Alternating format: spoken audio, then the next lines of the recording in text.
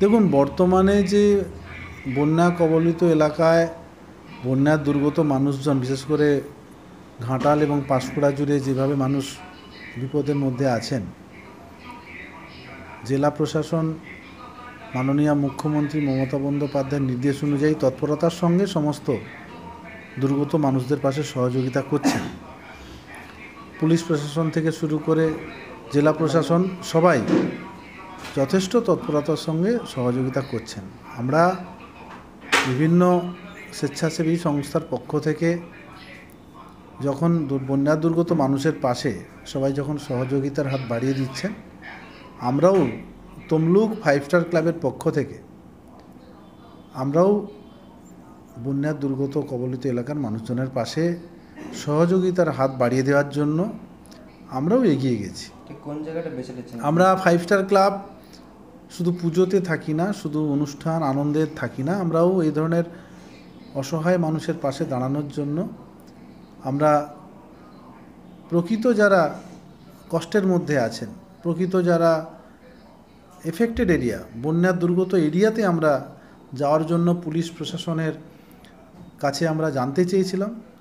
Police প্রশাসনের তরফ থেকে এবং জেলা প্রশাসনের তরফ থেকে যে সমস্ত বন্যা কবলিত এরিয়ার যে চিহ্নিতকরণ দেওয়া হয়েছিল, গোবিন্দপুর অঞ্চল আছে, পাঁশকুড়া ব্লকের মধ্যে যে গোবিন্দপুর অঞ্চল, সেই এলাকাটা যথেষ্ট অসহায় মানুষজন এখনও কিন্তু পুরো জলের তলায় এক ছাতি পর্যন্ত, বুক পর্যন্ত জলের তলায় ছিল পুরো গ্রাম।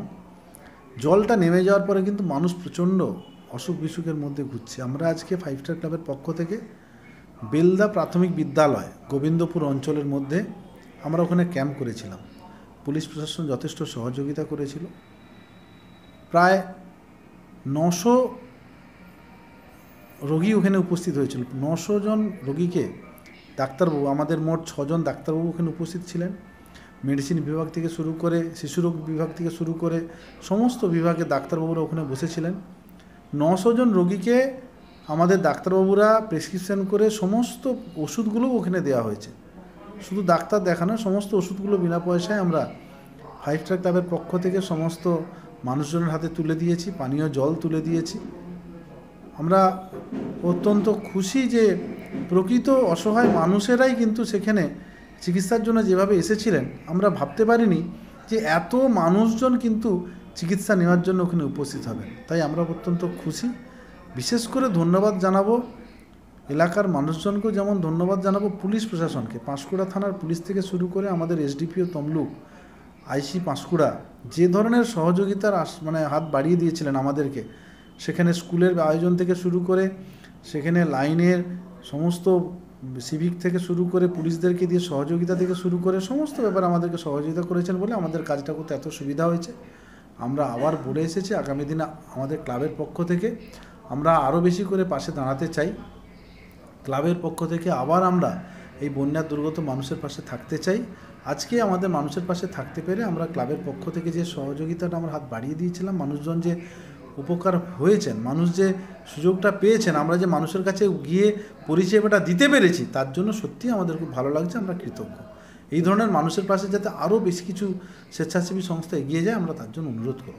যে বন্যা পীড়িত মানুষের সাথে কথা বললেন আপনি এবং আপনার ক্লাবের অন্যান্যরা, কথা বলে কি জানতে পারে, কি অসুবিধার মধ্যে তারা? সবাই বলছে যে বন্যা একটা প্রাকৃতিক দুর্যোগ, সেখানে কারো কিছু করার নেই।